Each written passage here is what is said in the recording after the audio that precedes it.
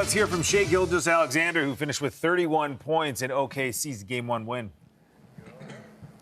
Shai, what did you feel about that third quarter and the way that you all came out? Of course, defensively still with that same edge, but offensively able to find your spots, you and Dub. Yeah, we haven't had the greatest of third quarters this playoff run so far.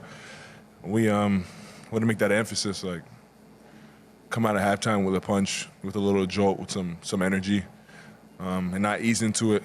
And we'd be better off towards the end of the game. We just made that emphasis, and we didn't panic. Obviously, with the struggles in the first half, we missed a bunch of layups as a group. We missed free throws, like the easy ones, and we knew that we stuck with it. They would eventually fall, and they did. Shai, you've played a handful of series now as a first option. What have you sort of learned about how to process a game from quarter to quarter, how you value each quarter up until maybe the point it's time for you to close the game? Yeah, it's always a chess match out there. Like, you go out there, you have a base coverage, you have something that you want to start with, then you see how the game goes, and then you just read and react and adjust from there. They make a move, you make a move. Like, it's back and forth, and it's going to be like that throughout the series. They're a really good team. They'll make adjustments. They'll get better for sure. We have to continue to get better as well. As far as the back and forth, it seemed like early you were trying to set that line of like what sort of physicality could go, what couldn't, and the shots you would take with that. What sort of changed from half to half as far as the calls you felt like you got and what you wanted to shoot? I don't know. I'm not too sure what you mean by that. I was just out there being aggressive, trying to get to my spots. Obviously, it wasn't falling like it usually does and like I would like it to, but it's part of the game. Nothing really changed in my mindset. I just try to continue to be aggressive, continue to trust my work, and it worked out for me in the second half. Yeah, Shai, Mark was just in here talking about how a guy like Kenrich, who didn't play in last series, coming in, breathes life into the team. And not just him, Isaiah Joe. First off, do you agree with that assessment? And then what does that do for you guys on a night like where your shots aren't falling? Yeah, absolutely. Every series is different, and every game in every series is different. Different matchups. You need different things for different opponents. So, like, our readiness as a group has been special, and we're going to need it the further we go. But those two guys were nothing short of who they've been all year. Like, guys who play one night, not play the next night, play 30 minutes a night after that. Like, they are always ready. They know what they bring to the team, and they go out there and do it at a high level. And then that's why they were ready for their moment tonight. But, yeah, we don't win this game without those two guys, and hats off to those two guys. And those two guys are who they've been all year, and that's tough to do through the ups and downs and the emotions of, like, playing and not playing. So, yeah, hats off to them, too, for sure. Yeah, Shai, Mark was talking about how he thought it took you guys a little time to recalibrate with the different style of opponent. Did you feel that at all during the game, that you have to remind yourself, oh, this isn't Denver anymore? It felt different from jump. More like pressure-oriented. It feels like a little more physical.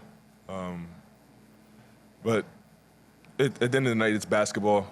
They throw you a problem and you have to solve it, whatever it looks like. And that's what it is every night, and that's what it was tonight. They had different coverages, different personnel out there, and we have to attack it and work together as a unit to solve the problems out there. And we did that tonight, especially in the second half. Andrew Schlecht with The Athletic. Shai's kind of a follow-up to that question. Specifically, what did it feel like going from playing 7 games of a lot of zone defense, to playing against man defense in this game? Yeah, usually in the NBA you see man, and we're comfortable playing man, and the zone was a wrinkle, but it ultimately made us better for sure, and we can feel that. By the end of the series, we were attacking it way better. We knew what we were getting to. And the possession that they threw zone out there, we got a dunk like right away. Like, you could just feel us getting better at it, and that's what it's all about. That's what the first game of the season is about. That's what the first game of the playoffs is about. That's what the last game of the playoffs is about. Like, just continuing to get better through the experiences, and you'll look up and be where you want to be. And that's all we can control. Like, can't control what they throw at us. We can just control how we attack it and how we approach it. And that's what we did last series, and this series will look different, and we'll do the same thing. Shea, you mentioned that this team didn't panic. You've been a leader of this team for a while now, but how would you describe what that process has been like of leading by example? Yeah, it's just true to my personality. Not always the loudest guy in the room or say too much, but my energy and effort and what I put on the floor speaks louder than anything. And that's just how I try to not only go about the game, but go about life. Like, actions always mean louder than words, to me especially, so that's just how I go about it.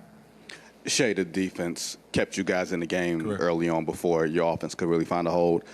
With the way you guys were forcing turnovers, do you think there's some correlation between them launching as many threes because maybe they didn't feel like they could bring it into the teeth of the defense, and is that kind of the strategy you guys had, was forcing them to kind of do things out of character?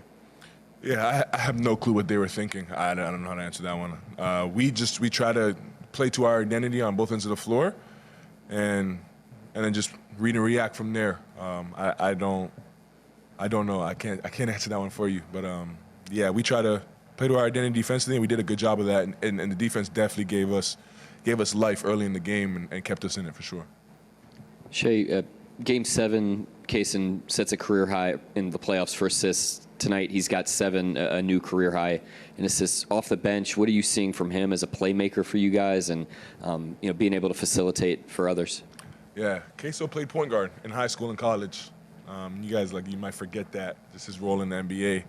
But he's a really good basketball player. He knows how to play, he knows how to read the game. And we're seeing him grow as the games go on, and that'll continue for his whole career. He's a guy that soaks things up quickly, has a great feel out there on both ends of the floor, and the sky's the limit for Kaysen. I've said that before. He's a really good player. Yeah, you guys didn't play the two bigs together as much as you usually do. Went small a fair amount and still held them to 20 points in the paint. How were we able to keep them from doing any kind of real damage in the paint? Yeah, Chet Holmgren, first and foremost. Really good rim protector. Hardenstein as well. But something that coach has done all year is just mix up lineups throughout the season. And I think it has us ready and prepared for moments like tonight, where the matchups are different than they were the past 7 games, and we're going to need a different lineup to adjust. And for us, it was seamless because we've done it all year, and that's something that he preaches. He doesn't want us to get too set in stone in our lineup because of nights like tonight and matchups like we've seen recently. And I think that's just part of our DNA now. Yeah, Shea.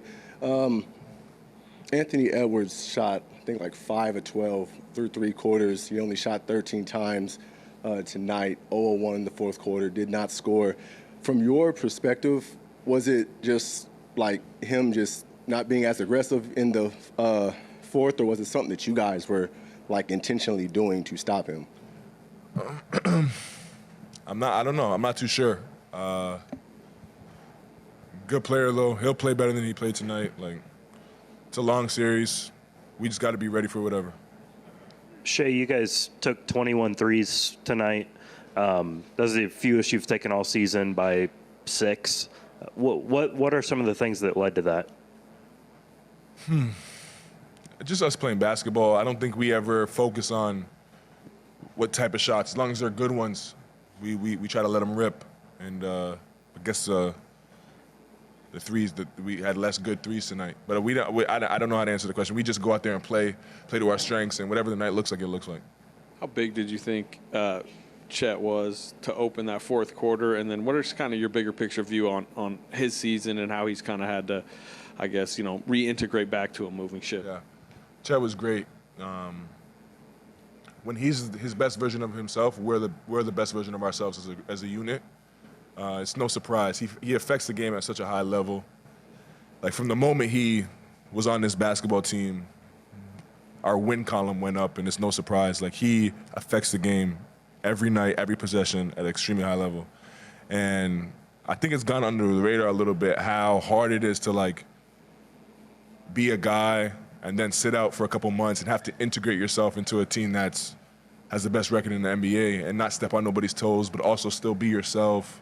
That's a super hard position to be in, and the way he's handled that has been special. And I don't know if he gets enough credit for that. He's a special person and a special talent, and he's the reason why we are what we are today.